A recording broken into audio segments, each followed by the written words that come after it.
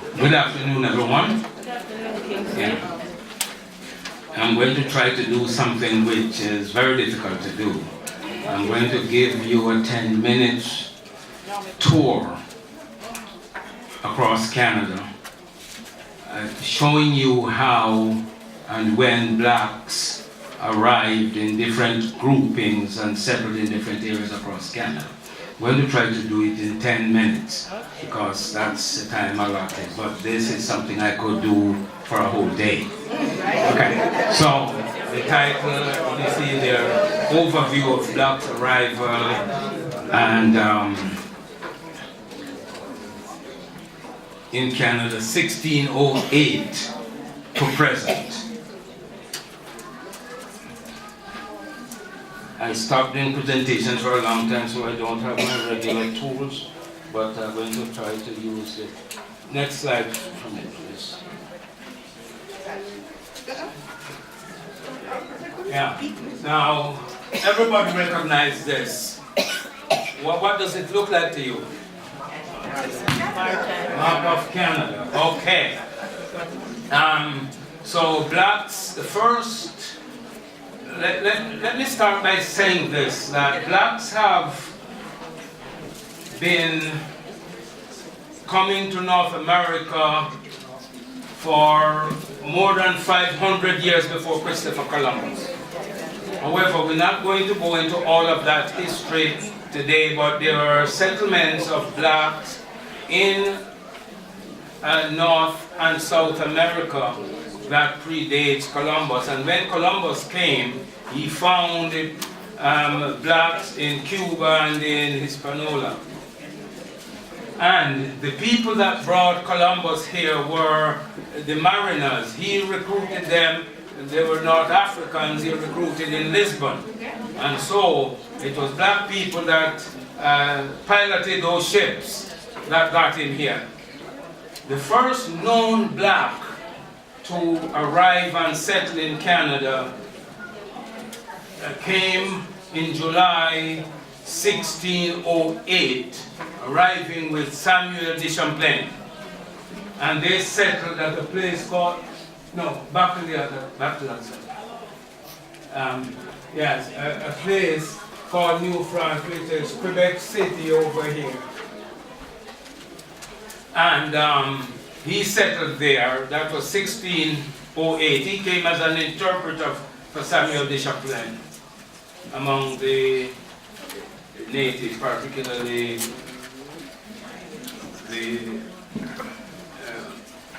those in eastern Nova Scotia.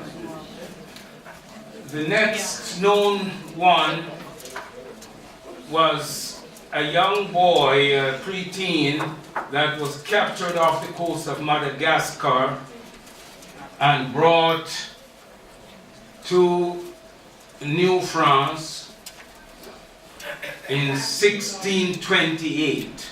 They didn't know his name, and he was sold to Jesuit priests who christened him and named him Olivier Lejeune. So the second one was back on. Okay, keep that map of Canada up for me, please. Yeah, so again, the second one was back over here in Quebec, and he was called Olivier Lejeune. Now, the next major movement of blacks was the British Empire Loyalists of 1783 and 1784. And they came when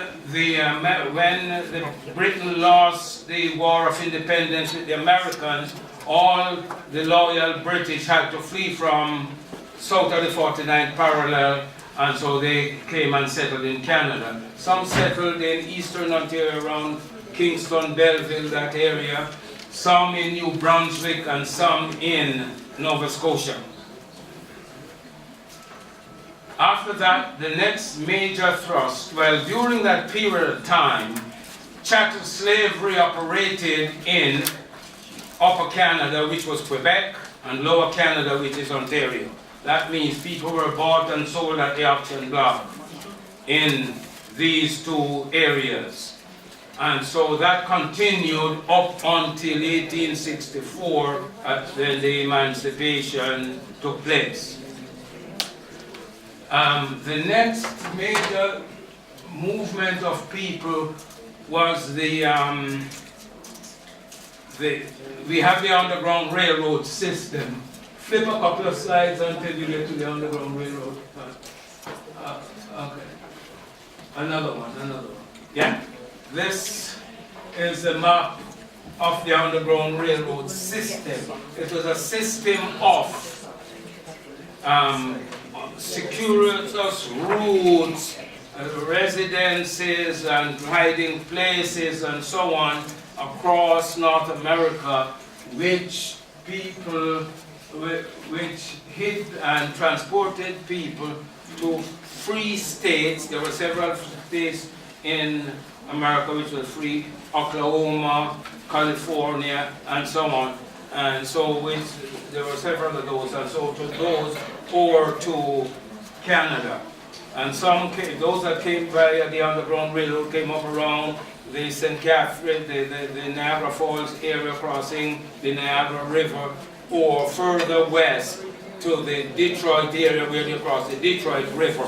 Some settled in Niagara Falls, St. Catharines and around there, and some even in Toronto. As you know, the first United Church, the first Baptist church was built by former slaves. Then we have some settled up in Owen Sound off Georgian Bay, which is another, and we have up in Oro Medante, which is just north. Please,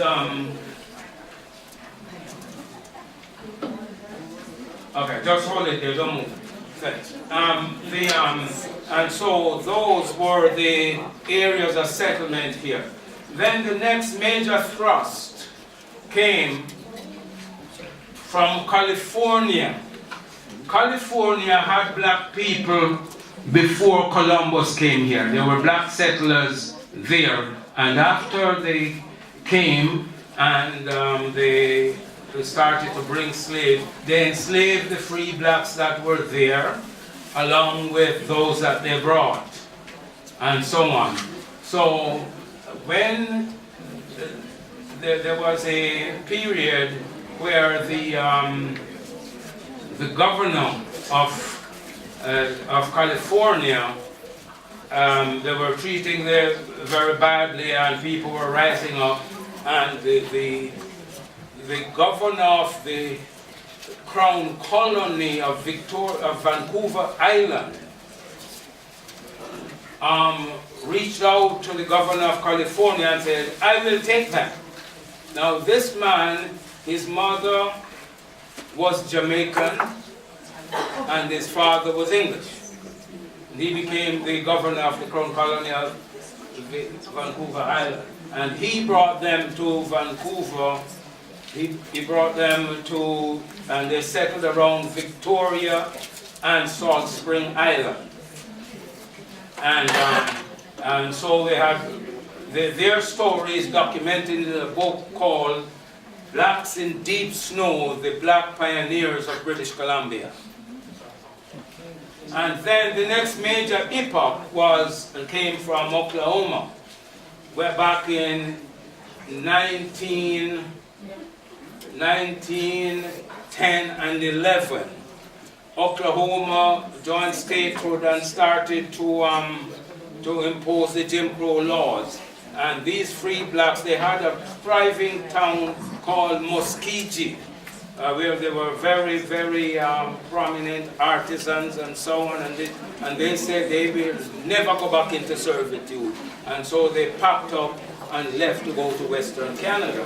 At that time, Canada was seeking settlers to settle the prairies because they were opening up the West, and the immigration minister, Richard Sifton, was going to Northern Europe to find immigrants to come here. And this is, so at that point, so they decided, well, if they tried to come to Canada, and they came up Some came up in Manitoba across the Red River. Some came through Saskatchewan. There's a settlement North Battleford, Saskatchewan, which is still a strong black community today. And some settled in Alberta, Edmonton, Wildwood, and Amber Valley. Those are, with respect to Amber Valley, there is a movie done by the National Film Board on Amber Valley. Selwyn Jacobs, who was an educator with Edmonton Public School Board, now he's the director, Western Director of Films for the National Film Board of Canada. He did a film on that. And he did another film, I would call The Ninth Floor. It is about the historic event that happened 50 years ago today at Sir George William University, where the students had an uprising over racism in grades and this type of thing, and so they did a sit-in, and it became a major event. There's that movie, The Ninth Floor. You should check it out. However, so what happened here in this time, these people came up and they thought they would be welcome, but they were not. They were faced intense racism and the borders and this and so on. But anyway, they were allowed to settle. And some built, for instance, Amber Valley was a prominent community. It's no longer occupied today. In Edmonton, the Shiloh Baptist Church in Edmonton was built by those same people, and so on. I worshipped there when I lived in Edmonton. So what we're saying, in a nutshell, this is the part of that early history, and now we move into the 1960s. Between 1900 and 1960, 21,500 people from the Caribbean were admitted to Canada. A third of them were considered blacks. So that would make it about 7,175 or so blacks for 60 years, from 1900 to 1960. At that time, there was laws on the books that prevented blacks from coming into Canada. The railroads had 184 immigration stations throughout the United States recruiting settlers for Canada, but they couldn't sell a ticket to a black person to ride on one of their trains to come into Canada. And so then Helen Fairclough, the Minister of Immigration in the John Diefenbaker government, relaxed those rules and allowed a number of people to come from the Caribbean as domestics. And then, following that, Pearson, Lester B. Pearson, expanded that and created what we call the point system that had some objective criteria for bringing blacks, for immigrants to come into Canada. And among those was education, training experience, and family connections, and so on, those type of things. And under Pierre Trudeau, he opened it up, more and more people came. Ironically, within that, a major event occurred in 1973 when, due to an unscrupulous man from Jamaica bringing people into Canada and offering them jobs and this, and it blew up and it became a political issue. During an election, the government almost fell. And so when the Parliament resumed, the Minister of Immigration, one Robert Andrews from Sault Marie, Ontario, declared that as of 11 o'clock today, it was about 1 o'clock, he said, as of 11 o'clock today, all immigration to Canada, you cannot change status in Canada. And that made thousands of people illegal. And over the times, a number of us, the black community and others, rose up and gave protests and marches and so on. And we led a march on Parliament Hill and got an amnesty, and we landed over 50,000 people. The next major thrust after that was in 1975, the Immigration Green Paper. They proposed an immigration policy that would stop non-whites from coming to Canada because they said it would create a moral dilemma for the whole society, particularly when their sons and daughters start going steady with these people of different somatic norm imagery. And we came into thrust again. At that time, at this point, I was the National Vice Chair in National Black Coalition of Canada with responsibility for law and justice, and I led across Canada, everywhere the Joint Parliamentary Committee was going, to provide study groups so that they would get informed briefs. And as a result of that, immigration law has changed. That nefarious policy proposal was defeated, and so all people who have come to Canada, all racial minorities who have come to Canada since 1977, it's because of the work that was done there. So what I'm trying to say here, our theme, good hopes for a brighter tomorrow. We are saying those who have come before have set a solid foundation on which we are now existing and benefiting. And it sets the stage for much brighter hope for tomorrow. But in keeping with the theme from Ontario Black History Society for this year, you must preserve your past and ignite your future. And so I do hope this quick and dirty little discussion give you some insight into that. I have also brought with me a couple of rare books. There are very few copies of them anywhere. So you can feel free to take a look at them, but leave them where they are.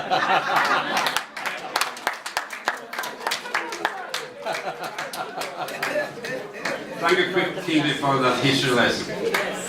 Thank you. This is Savannah. She just came a bit late.